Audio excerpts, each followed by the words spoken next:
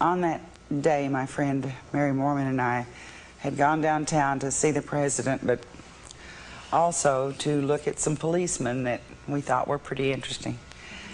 And you had a policeman who was a friend. Right, and he was riding on Kennedy's wheel in the motorcade. And we wanted to get some pictures of him too, little knowing what we were going to see. But our first impetus was that we get close enough to the motorcade that the policeman could see us. Right. And we started on the side of the street just in front of the school book depository, and there were so many people coming in, and it was getting so crowded, you know, we were afraid we weren't going to be seen. So you went across to the other side of the street. We tried, and a policeman stopped us, and I kind of flirted with him, and... Gene, you have that ability. Well, then... It must be the uniforms you like, huh? Then. But he finally decided he'd let us go and he wouldn't let anybody else go. And we were in the triangle between two streets, just across from the grassy knoll. And there was no one over there, so we walked up and down for about 20 minutes to find the most advantageous spot. Here comes the motorcade. It was just... We got caught up in it, and I dashed out to the edge of the street, and I started to touch the car, and you just don't do things like that. And I yelled, "Hey, Mr. President!" And your friend had a Polaroid. Had a Polaroid camera, and she wanted to take pictures. Right. So when you yelled to the president, "Hey, Mr. President, we're over here," yeah, she's taking pictures. She's taking pictures. And then what happened? And just as he started to turn and look at me, and his hand came up, I thought to wave. And all of a sudden the shots rang out and he grabbed his throat. And it was just horrible. There was a series of shots, and I saw this flash of light and the puff of smoke from the knoll in front of us. Where, by the way, the Warren Commission says nothing ever took place. Oh, I saw it. You saw that puff of smoke. Oh, I did. You know something happened at the knoll. I know someone was shooting from there. How far would you say you were from that car? Oh, at one time I could have touched the car. When it happened, how far were you? I had jumped back up on the curb just a little further than I am from you. You were this close to the president? Yes. Oh, yes. Too close. This happens, you hear the shots, and you see what, a man? No, I just saw the smoke and the light from the knoll where I knew someone had shot. Right. And at that instant, his head was blown off. Right. And the blood and the brains and all this just made a red cloud around President Kennedy's head. And the blood and everything splattered my boyfriend's motorcycle. And it was just horrible. It was something you never forget, and I just saw this look in his eyes, and his head was gone, and I'd never seen anybody killed before and haven't since, but I knew, I mean, you can't live through something like that. It was just... And then you saw a man. Yes, I saw running. a man. Well, you've got to realize that it was like a freeze frame in TV. Nothing was moving. Everything was so still. It's like, well, we were all in shock. It was such a traumatic event. And I looked up and I saw this man right in front of me at the top of the hill, and he was walking very fast back to where I had seen someone shooting. And I thought, he's getting away. And there were so many, the shots were ringing out. I said at least 4 to 6. Right. And the Warren Commission says no more than 3. No more than 3. And when I'd heard that many, but I thought it was just the good guys and the bad guys shooting back. And I thought, you must be a bad guy because you're running away. Right. And we're not. And I thought, I've got to catch him. Somebody's got to catch him. So you ran up? I ran across the motorcade and ran up on the hill, back into the parking lot looking for him. And when I got up there, a man grabbed me from behind on my shoulder in an extremely painful grip and said, "You're coming with me." And I said, "I can't. I've got to catch this man. Help me." And he had shown me some ID, Secret Service, he said. Did he say Secret Service? Yes, sir. And in fact, there was no Secret Service agent in that whole area except on the motorcade. That's what I've been told later. Yeah. But at that time... I just want to say what's been said. Yeah. There was no Secret Service agent in that area if it wasn't on the motorcade itself. It wasn't on that car. Go ahead. Well, I jerked away from him twice. But about the time I jerked away the second time, another man came and grabbed this side. And they had me held, and it was so painful.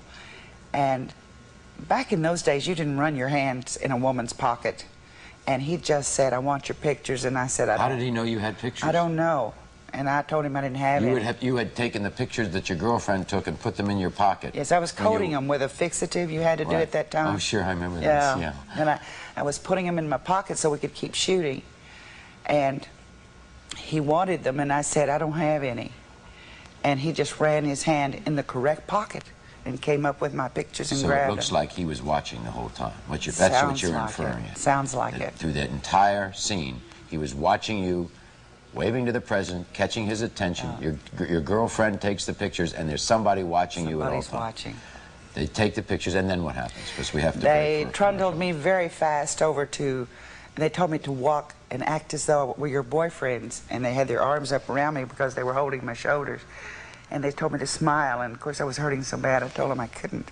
And they took me in to this place in the records building, courts building, and up on about the 4th floor, and they just opened a door and shoved me in there, and there were these men sitting there at a table over at a window overlooking. It was like a theater seat. You could see the whole thing, the whole assassination site. We'll be back in a minute and meet a man who says America's obsession with Kennedy's death will never be put to rest until the truth is out. Jean Hill's been telling her truth to us today. I want to finish up your story, Jean, before we introduce our next guest. So you're in this room, in a building, overlooking the entire scene. Right. How do you finally leave? What did they finally say to you? They kept talking to me and telling me, I told them what I had seen and what I'd heard, and they said, no, you didn't. You only heard 3 shots, and I kept saying differently, and they said, no, you didn't, and you would be very wise to not leave this room and say that ever again. Did you feel... Do not repeat it. So did you feel that you were in fear if you... I definitely was in fear. Did you feel intimidated? I felt intimidated and completely traumatized. Did you go to the Warren Commission when they were investigating months later? Yes, I did, and I told them, but they didn't accept my story then. What do you mean they didn't accept it? Who did you tell? I told the same story. That you just told us? Yes, but they told me... Did you tell it to Arlen Specter, who's now the senator from Pennsylvania? Yes, I did. But they told me I did not hear this, I did not see this. What appeared in the Warren Commission report about your story? Right. Well, he just told me that all they put in there was 4 to 6 shots, but everything about the Warren Commission statement was a lie from the very beginning, where they said they'd interviewed me at the post office building, when in reality I was the only non-medical personnel interviewed at Parkland Hospital. And have you ever felt that because for mysterious reasons, one witness after another died through coincidence or anything else, did you ever live in fear of your life? Oh, I'd read these accounts in the paper, and then when Jim Garrison's men came to subpoena me to go to New Orleans, they told me, when I finally said, I just can't go, I have 2 children to raise, they said, well, did you know you're one of 3 witnesses left alive? And I said, and that's one reason I want to stay alive. So now, why now? Can you come forward and tell us the story? My children are grown. Hopefully, in telling this and with the advent of videotape and so forth, I can tell it to enough people that if Jean Hill is gone, everyone can know the truth. Okay. Cyril Wecht, the first non-government pathologist to examine the medical evidence on the Kennedy assassination. He did that years ago when a congressional committee looked into the commission report and all of the theories involved in the Kennedy assassination. No conspiracy. That's the Warren Commission report, Dr. Wecht. Well, that, of course, is utter scientific nonsense, total fiction. There's no question about the fact that there was a conspiracy. You see, the sole assassin conclusion is predicated upon the single shooter. And if you don't have a single shooter with a single bullet theory, then you've got to have two people at least or more shooting. The single bullet theory, which has that same bullet going through Kennedy and then through Conley's chest and through Conley's wrist and into Conley's thigh and then falling out onto the stretcher, being pristine, undamaged, no deformity, only 1% of the total weight lost after having traversed these 4 anatomical locations in 2 human beings. That is absolutely impossible. There's never been a bullet like that. I've challenged my colleagues repeatedly to come up with one bullet like that from one other case in their files, and nobody has ever come up with it.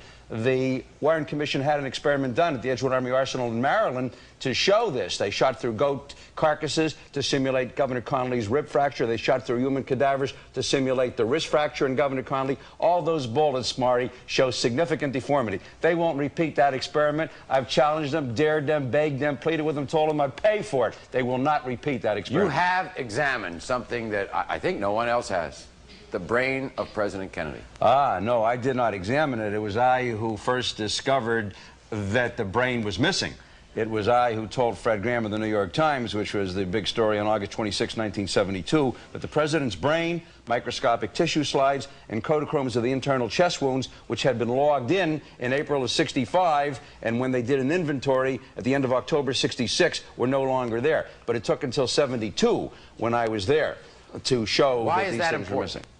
Oh, because the head wounds are extremely important to determine whether or not shots came from the right front. And the brain would tell us that. We examined the brain. You see, the brain was not buried with the body. There was a supplemental examination 2 weeks later on December 6th. And there were all kinds of things that went on during the autopsy that were very strange.